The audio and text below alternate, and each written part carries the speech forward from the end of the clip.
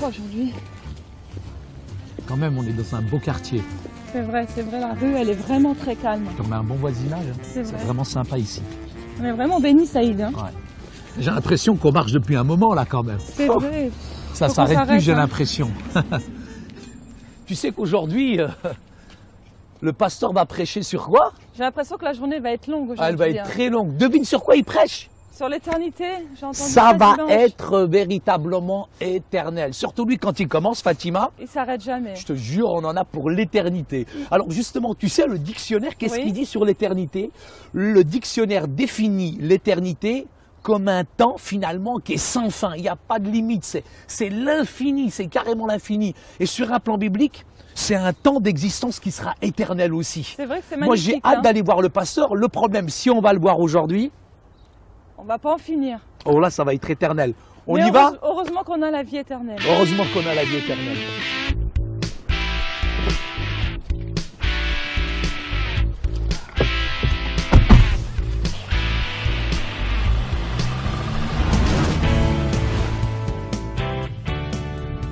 Tu sais, Saïd, pour nous, en tant que chrétiens, nous croyons que nous ne sommes pas juste détruits ou anéantis après notre mort, mais que nous vivons éternellement.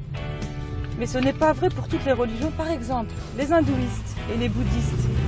Pour eux, l'éternité est définie par un cycle constant de renaissance. À cause de ça, l'infinité du temps Wow, n'est pas extrêmement long, sans début ça ni tourne. fin. Oh, Oh là là. Saïd, ça tourne, hein. Oh là là, ça n'en plus finir là. Eux, ils ont un cercle où la vie est répétée encore et toujours. Oh ben alors là, le cercle là, il n'arrête pas là depuis tout à l'heure, la Fatima là. Ah, mais tu Ça sais, va? Saïd, T'es toute blanche. Oh, comment ça qu'est-ce qui t'arrive? Si tu Ouais, peux ça enlever- n'arrête pas, ça tourne là sans arrêt. Oh là là, c'est vraiment un cercle infernal d'éternité là. Si tu peux arrêter Oh. de tourner autour du rond. Ah mais j'y peux rien, moi c'est éternel, je trouve plus la sortie Saïd, Fatima, j'arrive plus à garde-toi m'arrêter. sur la droite, j'ai mal. Oh là là là là là là. Garde-toi Oh, ok. Tu sais, pour les chrétiens, l'éternité n'est pas cyclique, hein, c'est pas comme le rond-point là.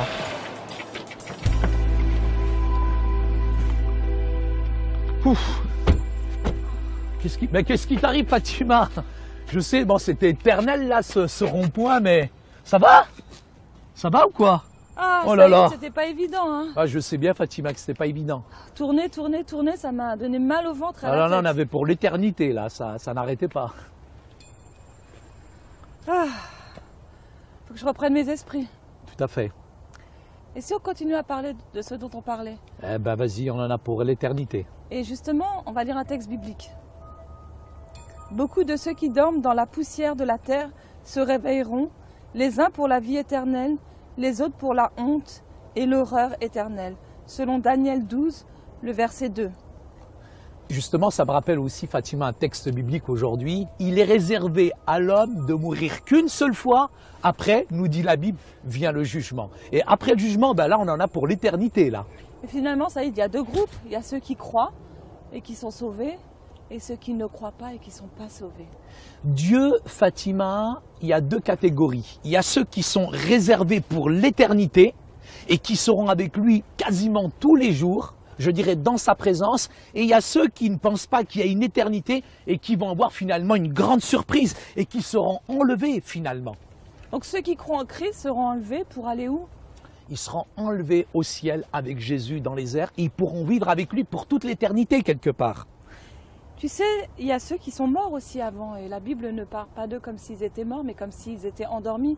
Et justement, j'aimerais lire encore un texte biblique avec toi, Saïd. Oui, Si tu veux justement ceux dont tu parles là, Dieu ne parle pas comme s'ils étaient morts, mais ils sont toujours vivants. Notre âme, elle est éternelle. Et après la mort, nous vivrons éternellement, Fatima. Et ce texte est très intéressant. C'est le texte de Thessaloniciens 4, les versets 13 à 18. « Or, nous ne voulons pas, frères, que vous soyez dans l'ignorance à l'égard de ceux qui dorment, afin que vous ne soyez pas affligés comme les autres qui n'ont pas d'espérance.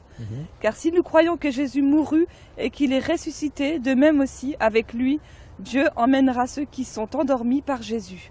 Car nous vous disons ceci par la parole du Seigneur, que nous, les vivants, qui demeurons jusqu'à la venue du Seigneur, nous ne devancerons aucunement ceux qui se sont endormis.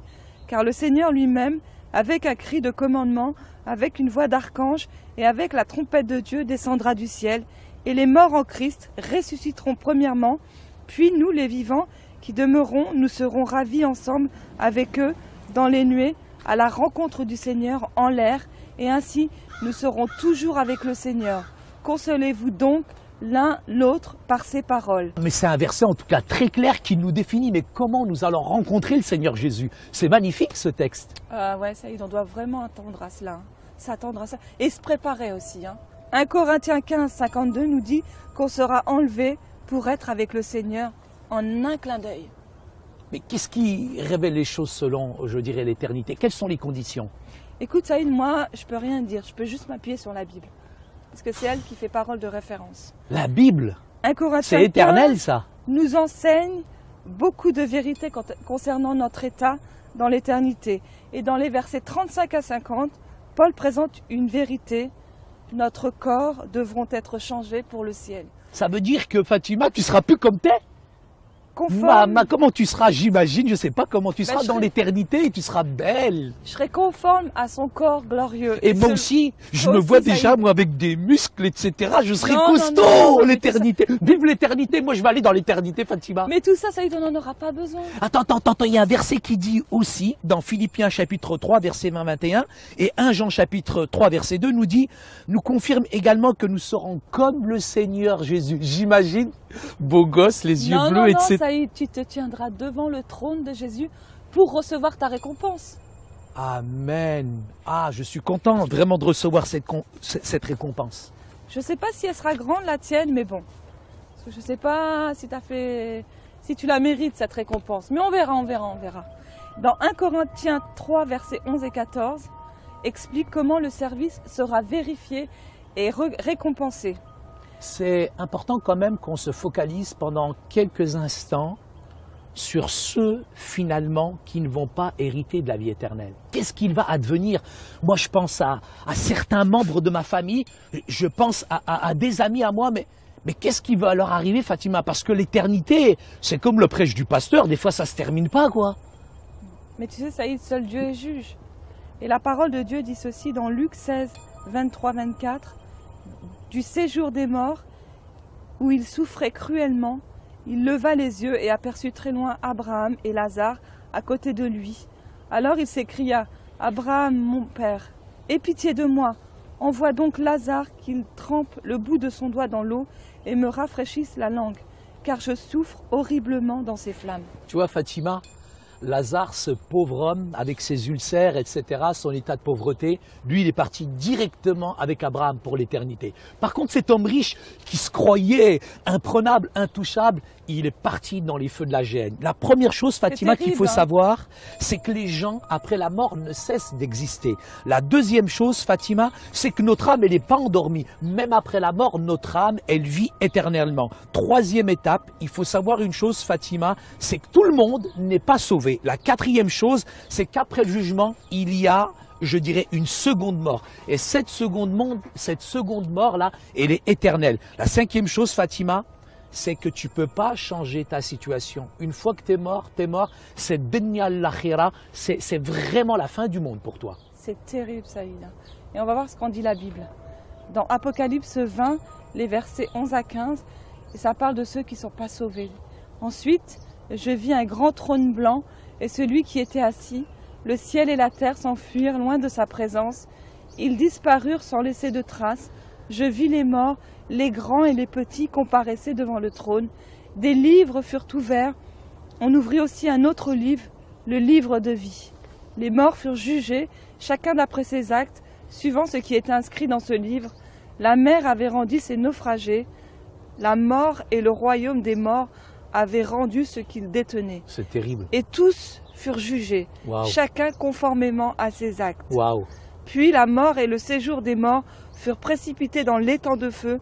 Cet étang de feu, c'est la seconde mort. On y jeta aussi tous ceux dont le nom n'était pas inscrit dans le livre de vie. Franchement, ça fait peur. Parce que moi, j'ai vraiment envie que mon nom soit inscrit dans le livre de vie. Et aller dans cet étang ardent de feu, ça veut dire que les souffrances ne vont pas s'arrêter. Même les souffrances, l'agonie, toutes ces choses-là vont être éternelles. Franchement, c'est horrible. Tu te rends compte qu'il y a un livre où tout est inscrit, toutes nos œuvres, bonnes ou mauvaises, sont inscrites? Sont inscrites. C'est terrible. Waouh, l'éternité si on est a fait beaucoup de impressionnante. mauvaises œuvres. Ouais. Alors Saïd, on va rapidement résumer tout ce qu'on a dit aujourd'hui. Et aujourd'hui, on a parlé de la conception chrétienne de l'éternité. Et on a dit qu'elle était linéaire et non cyclique. Oui. Autre chose, Saïd, on a dit que la Bible nous enseigne aussi que les pécheurs sont envoyés à la damnation éternelle.